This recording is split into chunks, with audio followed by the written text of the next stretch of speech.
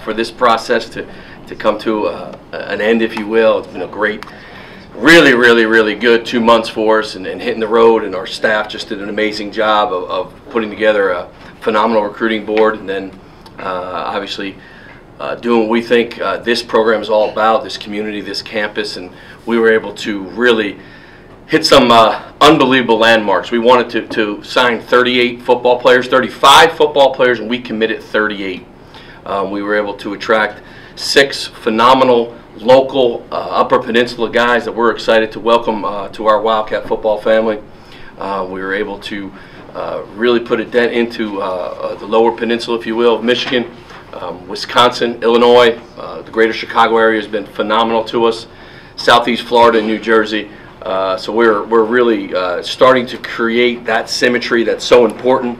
I definitely want to thank here all our administrators, our support staff, and everybody on campus who just did an amazing job being as accommodating as they could for us during the course of our recruiting weekends and visits and those kind of things. So definitely a shout out to those guys. Our current players, their commitment to the program unwavered, and they did an amazing job of really just kind of telling our guys, our prospects, our recruits, the guys we had on campus, what this program represents to them.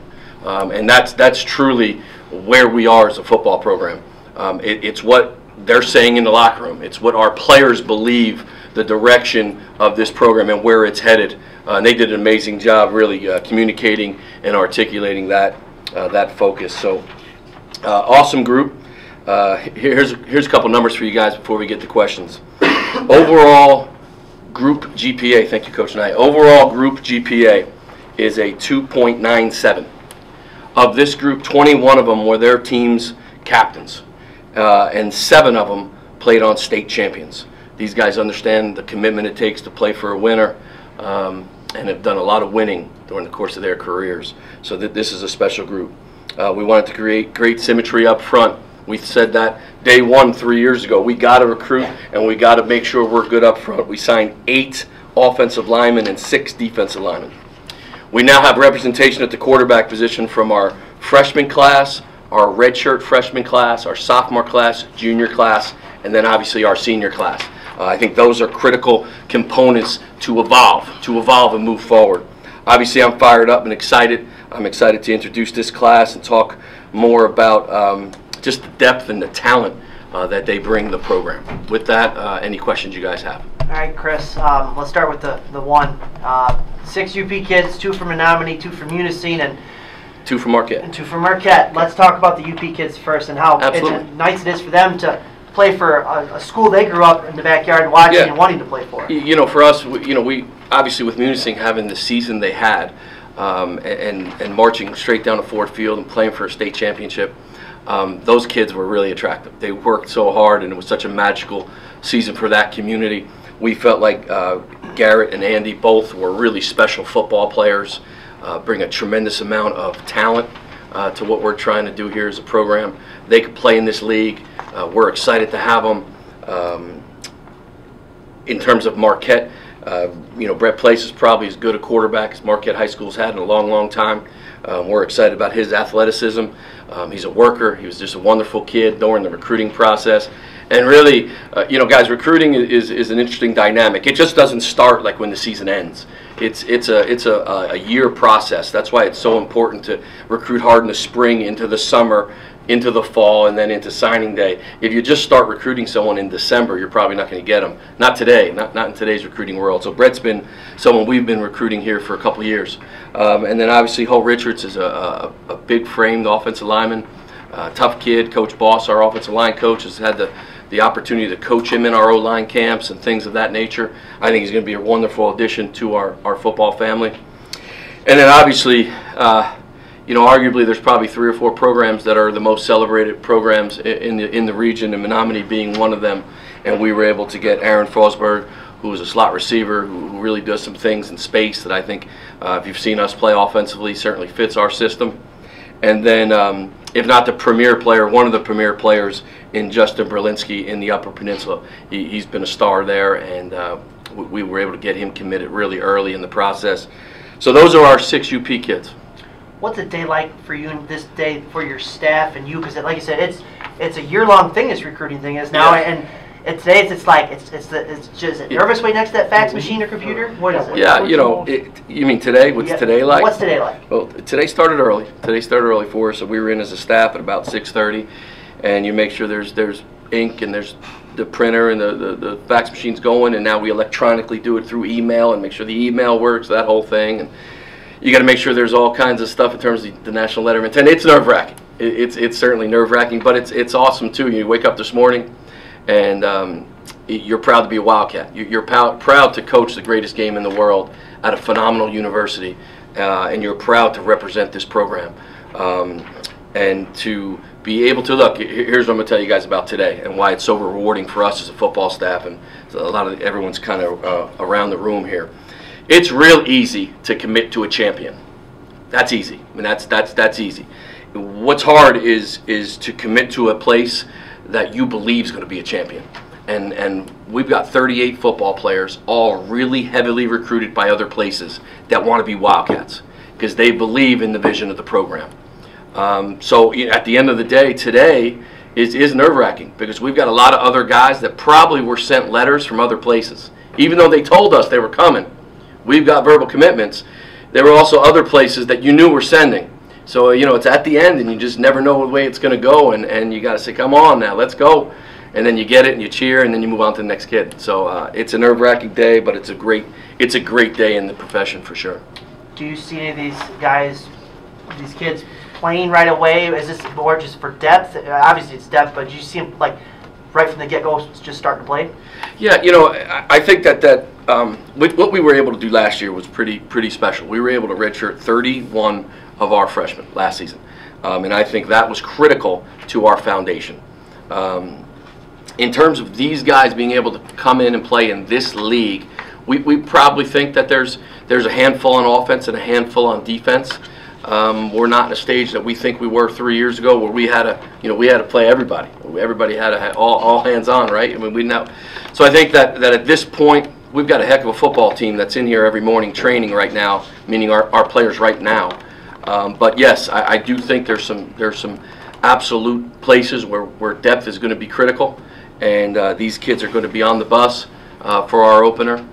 So yes, I do think that there's a couple that have a chance to compete quickly. All of them come from winning programs. How much of an emphasis do you guys put on getting guys from winning programs? Yeah, I think in terms of recruiting, you got to have a plan, and you got to have a plan for all of it. And we don't do a lot of like throwing darts and hope it works. We spend a lot of time watching film.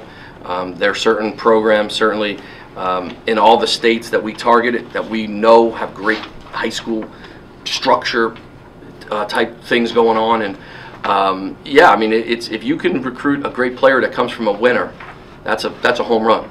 You hit a home run because they understand what the commitment is. This is a tough game, and you don't just stumble on winning championships. You got to work hard at it, and that's on the high school level, obviously in college football, and obviously in the NFL. It's not just show up and play. So when you can get someone that understands what that commitment's all about, yeah, that's something that is real attractive to us.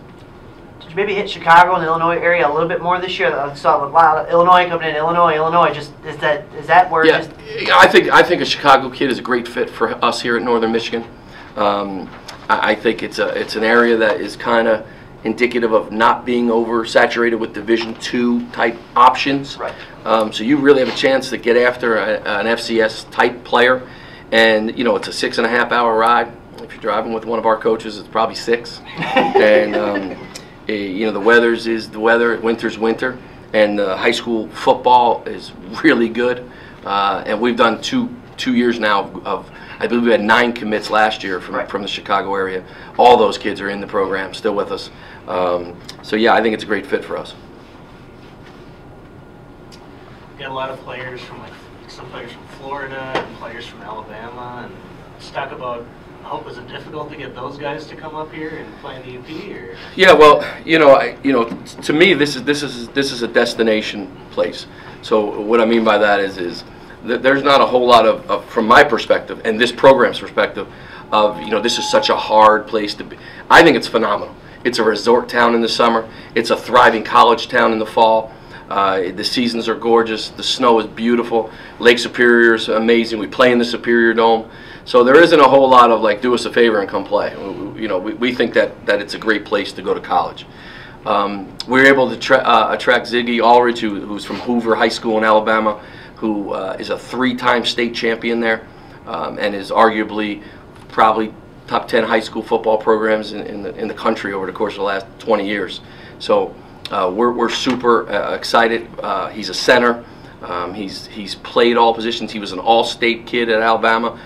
All-state, all groups, all sections. He's first-team all-state player. So Ziggy's going to bring a pedigree, if you will. And then South Florida guys, to me, I'm a Northeast guy. Everyone knows that.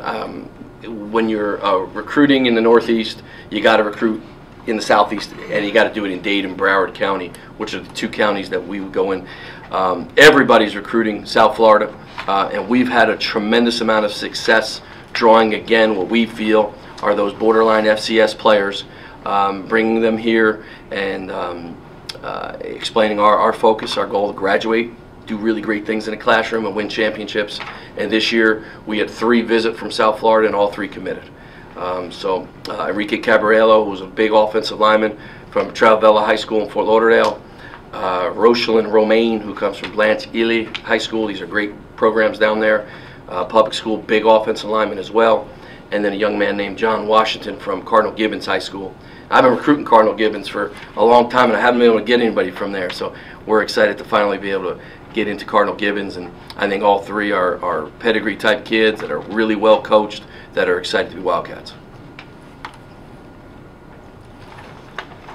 Did you have any specific goals with this recruiting class, and how do you feel that you guys turned out? Yeah, we did. We talked as a staff, and we knew we had to be really relentless in terms of building a structure offensive line wise. You got to be good up front. We've graduated a couple really great football players over the course of the last 3 years. Jace Daniels being one of them. Chad Anderson then leaving. Brad Kotz did a great job for us, graduated. You need to be able to fulfill needs up front, or you have no chance to compete in this league. And we were able to sign 8 offensive linemen, 9 offensive linemen, and some of them were really, really top-tier guys. Obviously, you know about Holt Richards, a young man named Andy Adato out of the Lansing area, who is, it was us to the end. It was us, Grand Valley, and then it was us, Ferris, and then he's coach, I'm going to be a Wildcat. We were really thrilled by him. We signed a couple really good players from the northern part of the lower peninsula, if you will, in that Gaylord area, that I think will be able to come in and play for us. So it's a really special group on the offensive side of the ball. And then on the defensive side of the ball, a young man named E.J. Phillips, who's preparing to be a state champion in wrestling in the state of Illinois, who I think is going to be really special. Deontay Braxton, who's also from that little Lansing corner there in the lower state, I think is going to be a heck of a player. Just a few, and then one of the guys that we're really excited about is a kid named Cole Van Eckford, who's from Bayport High School, Bayport, in Green Bay, in Wisconsin. Green Bay is a spot where I think we really can get better. We really can continue to grow, and we're doing that. And he's going to be a star here. I mean, he's big, he's strong, he's that kid you see in the GLIAC that's a star here when he's a redshirt sophomore, junior, senior, as he progresses. So we're really excited about that group on both sides of the ball. So I think that was a critical need. Obviously, we all know about our quarterback deal, especially early on in terms of structure and balance 2 years ago with injuries. So you got to go out and you got to get quarterbacks that are representing each group. We were able to do that. We were able to get Brett Place as the freshman young man. We were able to sign a young man out of Southfield who was actually a Ventura junior college transfer, and Jalen Brady, who was a MAC kid all the way in high school, has had a heck of a career. Our sophomore class has got Quintez Jones, who is a top tier kid in the Chicago area last year. Obviously, Shea Brown is back and healthy and ready to go and excited to move forward within his career. And then JT Jurison, who will be a senior. So we have 5 quarterbacks now that represent all 5 classes, and that would be the first time we've done that. That was a critical goal for us.